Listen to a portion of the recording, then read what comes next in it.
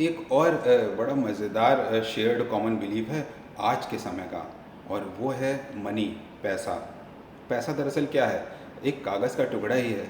अलग अलग देशों में उसमें अलग अलग तस्वीरें छपी हुई होती हैं और अलग अलग भाषा में लिखा हुआ होता है, अलग अलग संख्याएं लिखी होती हैं, लेकिन होता वो दरअसल एक कागज़ का टुकड़ा है।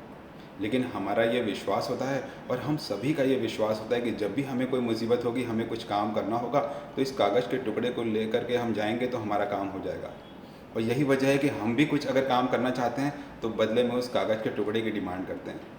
तो हम सब का ये विश्वास होने की वजह से उस कागज़ के टुकड़े में वैल्यू होती है, मनी होती है।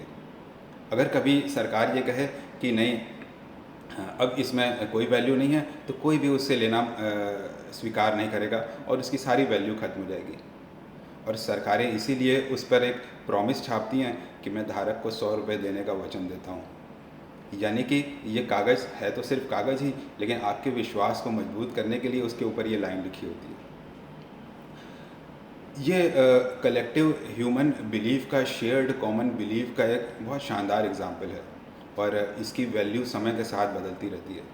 अगर किसी वजह से सरकार अनस्टेबल हो या इकनॉमी कमज़ोर हो, तो दुनिया के तमाम देश उस कागज़ के टुकड़े को लेना नहीं चाहते, तो उस देश की करेंसी गिरने लगती है। तब हम कहते हैं कि रुपया गिर रहा है, या रुपए का अवमूल्यन हो रहा है, या महंगाई बढ़ रही है। महंगाई बढ़ने का मतलब कि पहले एक कागज़ के टुकड़े के बदले आपको जो चीज़ें मिलती थी, अब उसके लिए आपको 2 या 4 देने पड़ेंगे।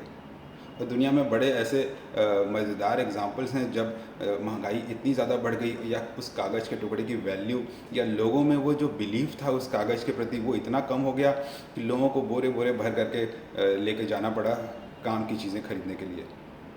टर्की में आज़ादी के बाद वहाँ की जो करेंसी थी, उसकी कीमत 1 लाख रुपए गिर गई। यानी कि अगर आपको एक कैंडी खरीदी थी और आपको 1 लीरा देना होता था, तो अब आपको 1 लाख लीरा लेके जाना पड़ेगा, तब आपको वो कैंडी मिलेगी। हार कर सरकार ने एक नई करेंसी निकाली, एनटीएल, न्यू टर्किश लीरा, जो कि 1 लाख के बराबर था, 1 लाख रुपए का एक नोट।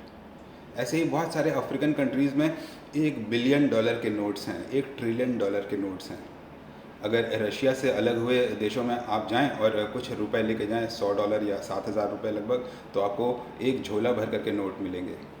ऐसा नहीं है कि उन नोटों से आप बहुत ज़्यादा चीज़ें खरीद पाएंगे, पर वहाँ पर उस के प्रति जो लोगों में शेयर्ड कॉमन बिलीव था, जो विश्वास था उस कागज़ के प्रति, वो इतना कम हो गया है कि अब लोग ज़्यादा कागज़ के बदले में उतना काम करना चाहते हैं, और इसी को महंगाई बोलते हैं। तो शेयर्ड कॉमन बिलीव जो है वो इंटरेस्टिंग है इकोनॉमिस्ट लोगों के लिए, और बायोलॉजिस्ट लोगों के लिए, और जो सोशल साइंटिस्ट हैं उन लोगों के लिए भी, कि किस तरह से ह्यूमन माइंड कुछ ऐसे बिलीव सिस्टम बनाता है, और फिर ग्रुप ऑफ पीपल जब उस बिलीव सिस्टम को बनाते हैं और उसी में विश्वास करते हैं, तो किस तरह से समीकरण बदलते हैं।